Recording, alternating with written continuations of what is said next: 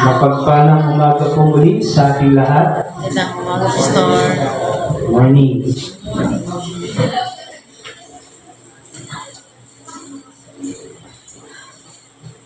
Ang mga Pilipino daw ay mahilig sa kwentong kaluluwa at katatakutan. Mahilig ba kayo?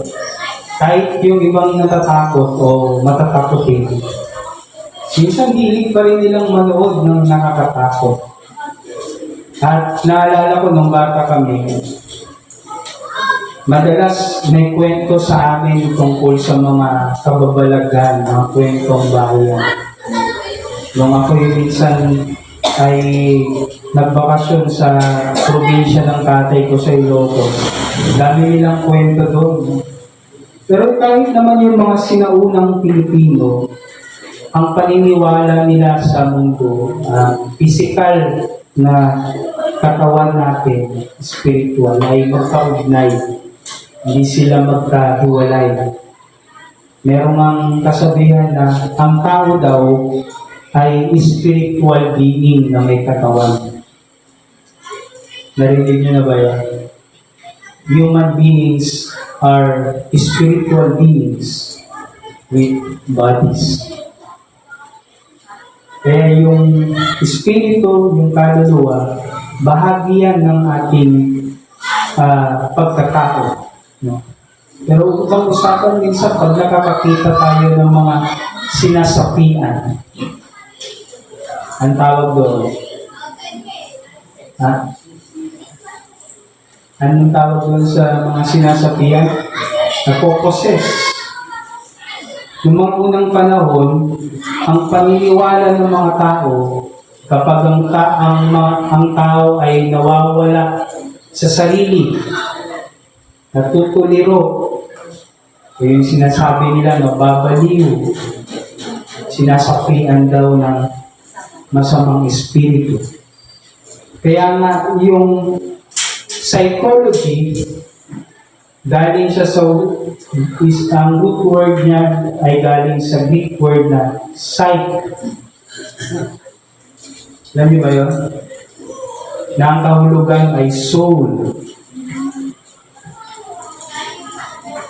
Kaya yung physical body at spiritual material natin ay hindi siya magkaiwalay. Minsan sinasabi natin sa simbahan, dahil nga ang pinag-aaralan na ang focus lang dapat natin sa simbahan lang ay spiritual lang. Anything spiritual, hindi kasama yung material. Pero hindi pwede yun kasi hindi pinaghihiwalay yung dalawang bagay na yun. At habang nabubuhay tayo sa mundo, kailangan natin ang parehong physical at spiritual na being natin. Balik tayo doon sa napoposes. Nakakita na ba kayo ng taong napoposes? Sino nakakita na? Yung naka-experience na talaga. Meron? O hindi nyo alam kung yun yun. Ako meron akong ina-experience pero hindi ko alam kung yun na yun. O baka ano lang, mga kinakabagan lang yung kaya parang iba yung kanyang behavior. Pero ako naniniwala na ang espiritu, may mga espiritong patuloy na kumikilos. At minsan ay namamalagi sa tao. Napoposes. Yung mga napoposes, kailangan nila ng exorcism. At ang taong gumagawa ng exorcism, tawag ay exorcist.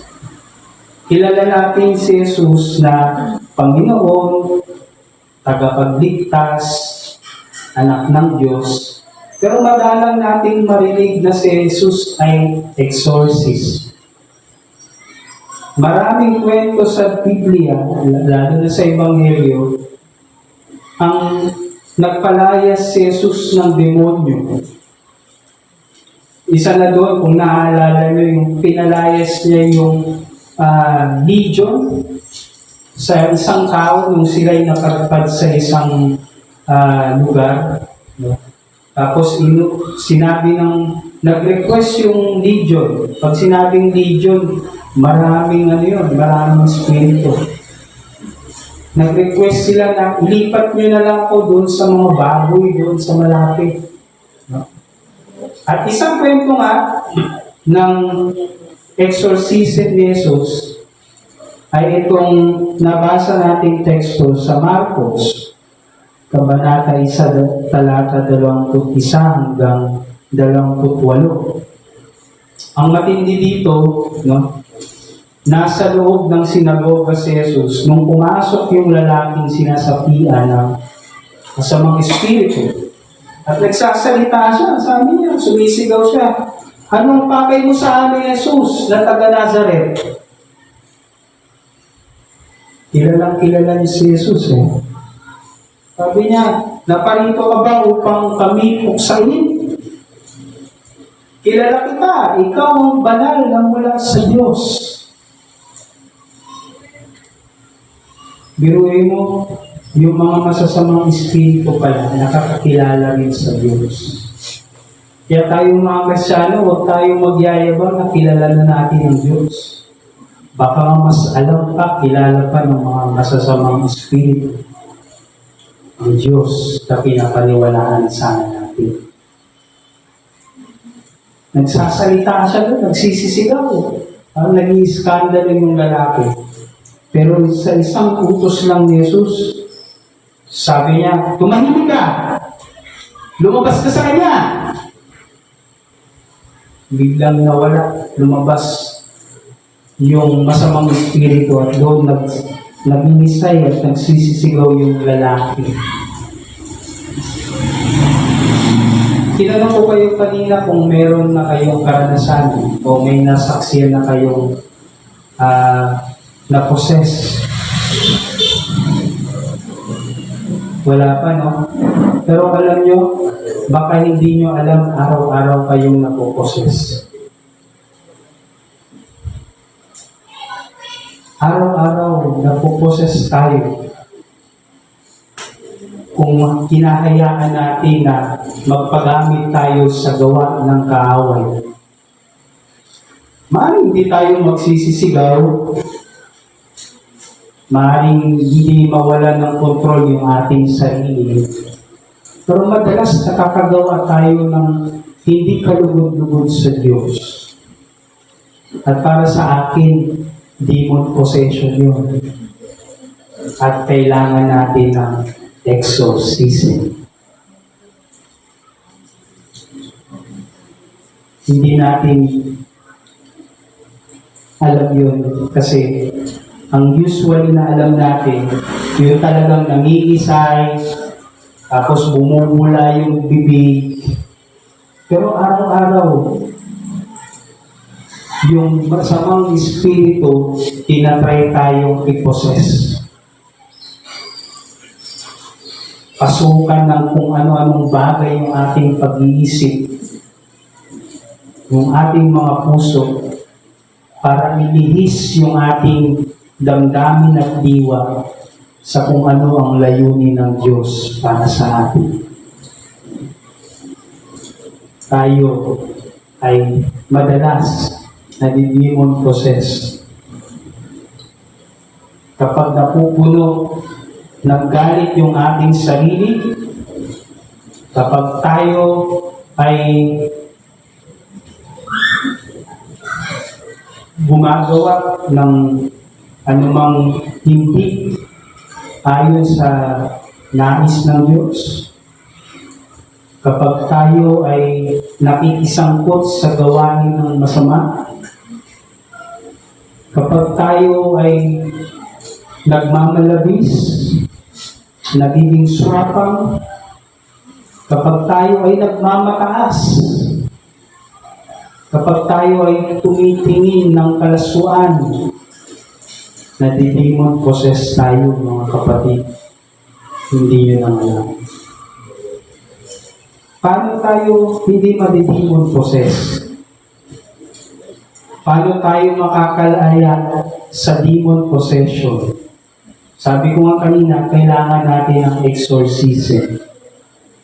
At sa exorcism, kailangan natin ng salita ng Diyos.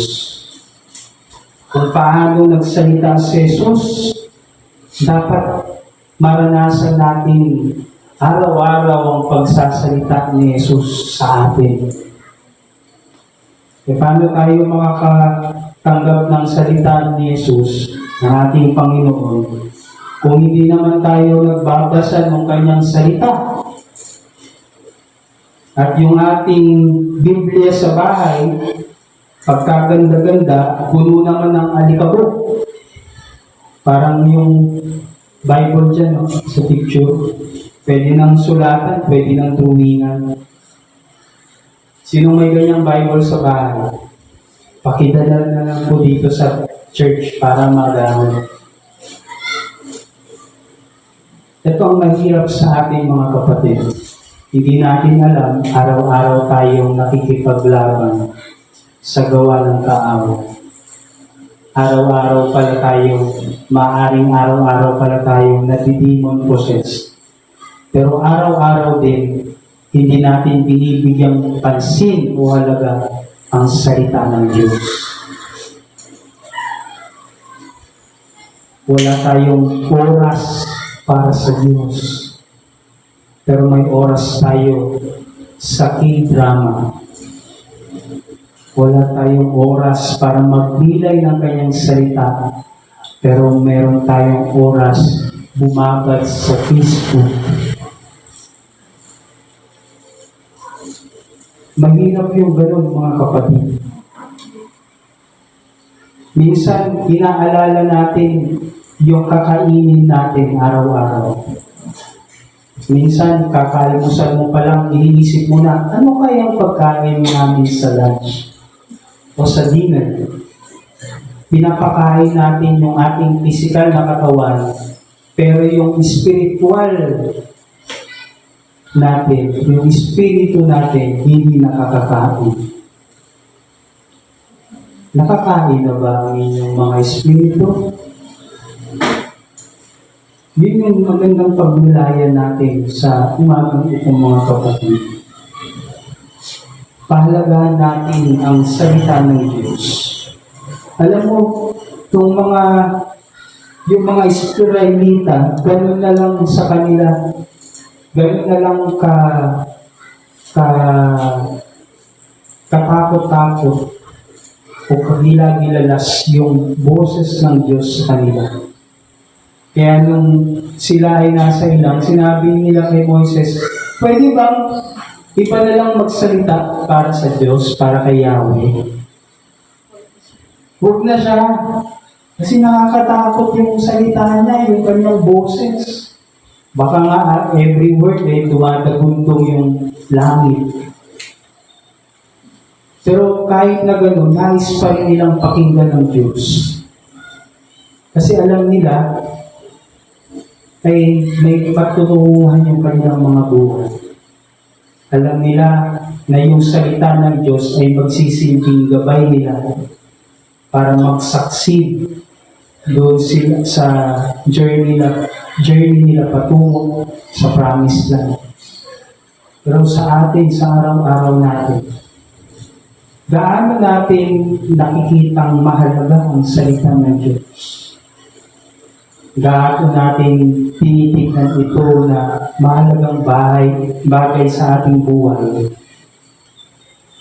Paano natin siya tinitignan na isang salita na nagbibigay buhay sa atin? Katakot-takot, kagila-gilalas.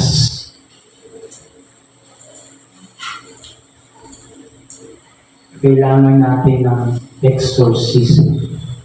Sabihin mo nga sa katabi mo, kailangan mo ng exorcism.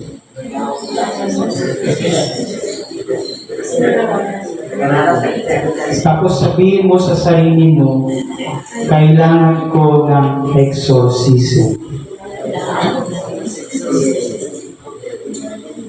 We all need exorcism. and we can experience exorcism through God's Word. Kaya, magbasa, magnilay ng salita ng Diyos araw-araw. Amen.